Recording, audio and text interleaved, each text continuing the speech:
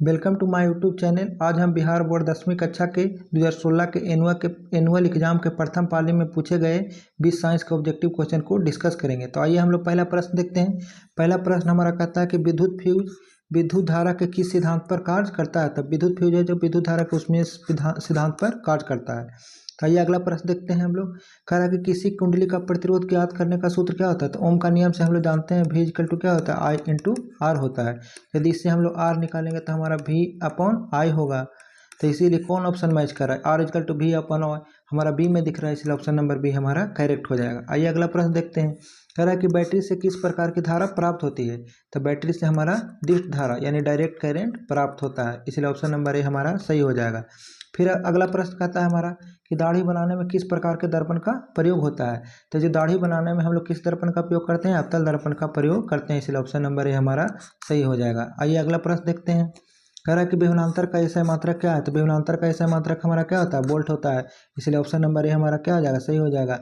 आगे और भी ऑप्शन दिए हुए हैं जिनको हम लोग देख लेते हैं। जैसे कुलॉम है तो कुलॉम किसका मात्रक होता है, आवेश का मात्रक होता है। जैसे वाट है तो वाट किसका मात्रक होता है, शक्ति का मात्रक होता है।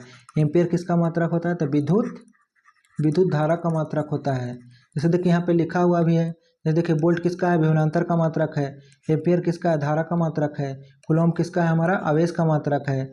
फिर वाट किसका मात्रक, शक्ति का मात्रक है, इसलिए ऑप्शन नंबर यहाँ पे क्या विभवांतर पूछ रहा था, इसलिए ऑप्शन नंबर ए हमारा करेक्ट हो जाएगा। आइए अगला प्रश्न देख लेते हैं हम लोग। अगला प्रश्न हमारा कह रहा है कि एक वोल्ट क्या कहलाता है। देखिए एकांक, जैसे मान ले कि दो आवेश है, यानी एक आवेश हमारा क्या है, किसी बिंदु पर है, एक हमारा किसी पर है, अनंत पे है।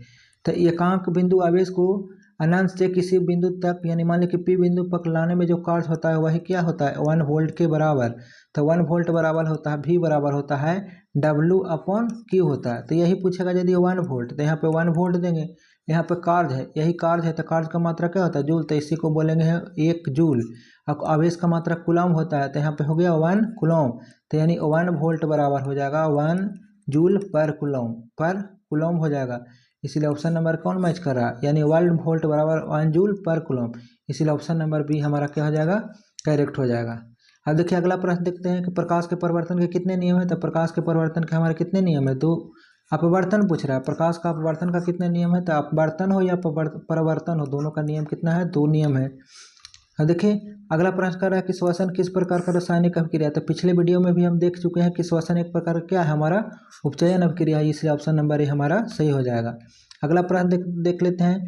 निम्नलिखित में से विद्युत का सर्वोत्तम चालक कौन है। तो देखिए सबसे ज़्यादा चालकता हमारा Ag का होता है, उससे कम हमारा कॉपर का होता है कि नहीं। जैसे देखिए यहाँ पे सीरीज दिया हुआ है, सबसे ज़्यादा विद्युत का चालकता किसका होता है, चांदी का होता है, उससे कम कॉपर का होता है, फिर हमारा सोना का होता है, फिर हमारा एल्युमिनियम का होता है, फिर हमारा टंगस्टन का होता है, फिर हमारा मरकरी का होता है, फिर हमारा लोहा का होता है। तो देखिए यहाँ से जो धातु का चालकता का जो क्रम है सबसे ज़्यादा किसका हुआ, चांदी का, चांदी हमारा ऑप्शन में, इसलिए ऑप्शन नंबर बी हमारा हो जाएगा।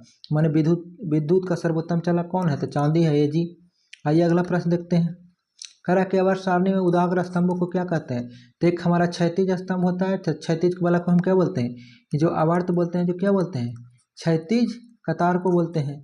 और जो हमारा क्या उदाग्र स्तंभों को क्या बोलते हैं हम लोग, वर्ग, इसलिए ऑप्शन नंबर ए सही हो जाए। देखिए यहाँ पे है उदाग्र स्तंभों को हम लोग क्या बोलते हैं, वर्ग बोलते हैं, और क्षैतिज पंक्ति को हम लोग क्या बोलते हैं, आवर्त बोलते हैं। वर्ग की संख्या हमारा आधुनिक आवर्त सारणी में कितना है, 18, आवर्त की संख्या कितना है, 7 है।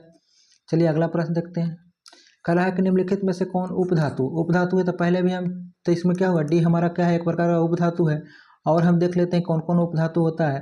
तो देखिए ब्रॉन है, ये हमारा क्या है, सिलिकॉन है, ये हमारा क्या है, जर्मेनियम है, ये हमारा क्या है, आर्सेनिक है, ये हमारा क्या है, एंटीमनी है, ये हमारा क्या है, टेलुरियम है। ये सभी हमारे क्या है, उपधातु है, यानी boron, silicon, germanium, arsenic, antimony और टेलुरियम हमारा ये सभी क्या है, उपधातु के श्रेणी में आते हैं। तो यहाँ पे ऑप्शन नंबर हमारा डी हो जाएगा करेक्ट। आइए अगला प्रश्न देखते हैं। जैसे पित्तल, तो पित्तल किसका मिश्र धातु है। पित्तल एक प्रकार का मिश्र धातु है। क्या है, पित्तल एक प्रकार का हमारा मिश्र धातु है, जो कॉपर यानी Cu प्लस Zn से मिलकर बना है। इसका ट्रिक होता है पिताजी, यानी पित्तल है जो तांबा और जिंक से मिलकर बना होता है। देखिए यही है हमारा, जैसे क्या है, पित्तल है जो तांबा और जिंक से मिलकर बना हुआ एक मिश्र धातु है। तीसरा ऑप्शन नंबर सी हमारा करेक्ट हो जाएगा। आइए अगला प्रश्न देखते हैं कि अम्लीय विलयन का पीएच मान कितना होता है। जैसे देखिए पीएच मान हो गया, यदि पीएच मान क्या होगा, लेस देन 7 होगा तो ये कैसा होगा, अम्लीय होगा।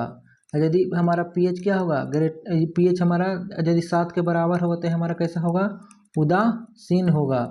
यदि हमारा पीएच क्या होगा, ग्रेटर देन 7 होगा तो हमारा कैसा होगा, क्षारीय होगा। लेकिन यहाँ पे पूछ रहा है कि अम्लीय विलयन, तो अम्लीय विलयन का पीएच मान क्या होता है, 7 से कम, इसलिए ऑप्शन नंबर बी हमारा करेक्ट हो जाएगा। देखिए अम्लीय विलयन का पीएच मान कितना होता है, 7 से कम होता है। उदासीन विलयन का पीएच मान कितना होता है, 7 के बराबर होता है। और क्षारीय विलयन का पीएच मान होता है जो 7 से बड़ा होता है, इसलिए ऑप्शन नंबर हमारा बी करेक्ट हो जाएगा। आइए अगला प्रश्न देखते हैं। कह रहा है कि सरलतम हाइड्रोकार्बन क्या है, तो सरलतम हाइड्रोकार्बन हमारा कौन है, मीथेन है। जैसे क्यों मीथेन है, तो यहाँ पे देख लेते हैं, यहाँ पे लिखा हुआ है कि मीथेन को सबसे सरल हाइड्रोकार्बन कहते हैं क्योंकि इसमें केवल एक कार्बन होता है। कितना कार्बन होता है, एक कार्बन होता है। यदि इससे कम नहीं हो सकता है, यानी एक कार्बन होता है जो क्या है, 4 हाइड्रोजन परमाणु से एकल बंधन द्वारा जुड़े होते हैं, इसलिए हम लोग मीथेन को क्या बोलते हैं, सरलतम हाइड्रोकार्बन। इसका फॉर्मूला होता है CH4, इसलिए ऑप्शन नंबर ए हमारा करेक्ट हो जाएगा। आइए अगला प्रश्न देखते हैं। कह रहा है कि कुटपाद किस में पाया जाता है, तो कुटपाद हमारा अमीबा में पाया जाता है, पैरामीशिया में हमारा सिलिया पाया जाता है। देखिए यहाँ पे फिगर से समझ लेते हैं। जैसे देखिए यहाँ पे अमीबा है, ये अमीबा क्या है, कुटपाद के द्वारा, यानी कुटपाद के द्वारा अमीबा की गति को इसमें दिखाया गया है। यानी अमीबा हो जो कुटपाद के द्वारा अपना भोजन भी पकड़ता है, यानी जितना भी कार्य है जो हमारा अमीबा है जो कुटपाद के ही मदद से करता है, इसलिए ऑप्शन नंबर सी हमारा करेक्ट हो जाएगा। आइए अगला प्रश्न देखते हैं। कह रहा है कि पुष्पी पौधे में लैंगिक जनन मैंने किसके कौन सहायता लैंगिक जनन होता है, तो किसके द्वारा होता है, फूलों के द्वारा ही लैंगिक जनन होता है। इसी में क्या पाया जाता है, स्त्री केसर और पुंकेसर पाया जाता है। आइए अगला प्रश्न देखते हैं। अगला प्रश्न कर रहा है कि निम्न में कौन एक उत्सर्जी अंग है। देखिए उत्सर्जी अंग हमारा क्या है, तो ब्रिक एक प्रकार का क्या है, हमारा उत्सर्जी अंग है, इसलिए ऑप्शन नंबर ए हमारा सही हो जाएगा। देखिए हमारा शरीर में है, शरीर का ये हमारा क्या है, ब्रिक है, सेम के आकार के होता है, यानी हमारे शरीर का कौन सा अंग है, उत्सर्जी अंग है, इसलिए ऑप्शन नंबर ए हमारा करेक्ट हो जाएगा। आइए अगला प्रश्न देखते हैं। कह रहा है शुक्राणु बनता है, तो शुक्राणु हमारा कहाँ बनता है, शुक्राणु हमारा वृषण में बनता है। यानी देखिए यहाँ फिगर से समझते हैं। देखिए ये हमारा क्या है, यही है हमारा वृषण कोष, यानी नर जनन तंत्र है, हमारा क्या है, मादा जनन तंत्र है। तो जो शुक्राणु का निर्माण क्या होगा, अगर यदि होगा शुक्राणु का, तो शुक्राणु का निर्माण होगा विषाणु में, वृषण कोष में होगा। इसी को यानी स्पर्म का निर्माण कहाँ होगा, वृषण में होगा। और यदि यही पूछ देगा अंडाशय का निर्माण कहाँ होगा, तो अंडाशय का निर्माण हमारा अंडाणु में होगा। आइए अगला प्रश्न को देखते हैं। निम्न में से कौन है जो प्रकृति संसाधन नहीं है, यानी क्या है, यहाँ पे नहीं, ध्यान अच्छा से पढ़ेगा एग्जाम में, प्रकृति संसाधन नहीं है। तो पूछ रहा है जैसे वायु भी हमारा प्रकृति संसाधन है, जल भी हमारा प्रकृति संसाधन है, मृदा भी हमारा प्रकृति संसाधन, लेकिन जीवधारी हमारा प्रकृति संसाधन नहीं है, इसलिए ऑप्शन नंबर डी हमारा करेक्ट हो जाएगा। आइए अगला प्रश्न देखते हैं। इंसुलिन की कमी से कौन सा रोग होता है, इंसुलिन की कमी से हमारा मधुमेह रोग होता है। जैसे घेघा पूछेगा तो हमारा आयोडीन की कमी से होता है, बौनापन होता है, यानी ग्रोथ हार्मोन की कमी के कारण बौनापन होता है। तो इसमें क्या होगा, इंसुलिन की कमी से सी नंबर ऑप्शन हमारा सही होगा। आइए देखते हैं, लिखा हुआ भी है यहाँ। जैसे घेघा रोग आयोडीन की कमी से होता है, बौनापन हमारा वृद्धि हार्मोन की कमी के कारण होता है, मधुमेह रोग हमारा इंसुलिन की कमी के कारण होता है, इसलिए ऑप्शन नंबर सी हमारा सही हो जाएगा। आइए जो भी पढ़े हैं उसका हम लोग क्विक रिवीजन कर लेते हैं। पहला हमारा क्वेश्चन था कि विद्युत फ्यूज विद्युत धारा के किस सिद्धांत पर कार्य करता है, तो धारा के उसमें सिद्धांत पर कार्य करता है। दूसरा क्वेश्चन हम लोग पढ़े थे, किसी कुंडली का प्रतिरोध ज्ञात करने के लिए सूत्र क्या है, तो R=V/I होता है।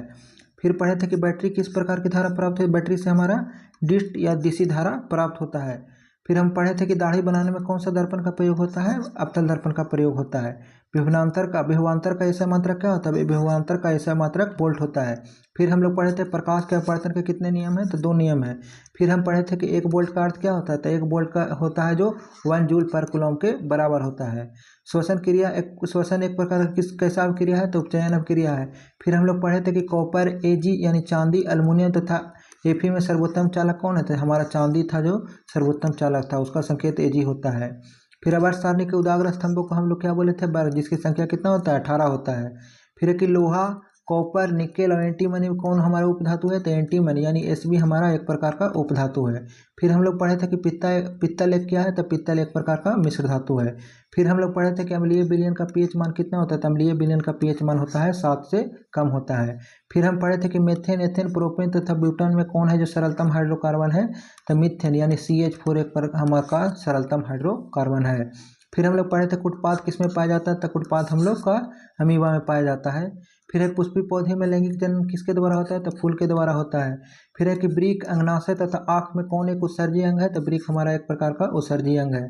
फिर हम लोग पढ़े थे कि शुक्राणु कहाँ बनता है, तो वृषण में हमारा शुक्राणु बनता है। और अंडाणु कहाँ बनता है? अंडाणु हमारा अंडाशय में बनता है। फिर है कि वायु, मृदा, जल तथा जीवधारी में कौन है जो प्रकृति संसाधन नहीं है? तो जीवधारी हमारा एक प्रकार का प्रकृति संसाधन नहीं है। फिर हम लोग 20वां क्वेश्चन पढ़े थे कि इंसुलिन की कमी से कौन सा रोग होता है? तो मधुमेह रोग होता है। तो आज का वीडियो हमारा यही समाप्त होता है। ये हमारा आज डे 8 था। इसी तरह से हम 64 डे चलाएंगे, जिसमें हमारा पूरा ऑब्जेक्टिव 2011 से लेकर यानी 2011 से लेकर 2025 तक हम लोग समाप्त कर लेंगे। अब फिर हम लोग इस 2 नंबर और 5 नंबर के क्वेश्चन को देखेंगे। तो यदि आपको ये वीडियो अच्छा लगे तो हमारे चैनल को सब्सक्राइब करें और अगली वीडियो को पाने के लिए हमारे चैनल से जुड़े रहें। Thank you for watching.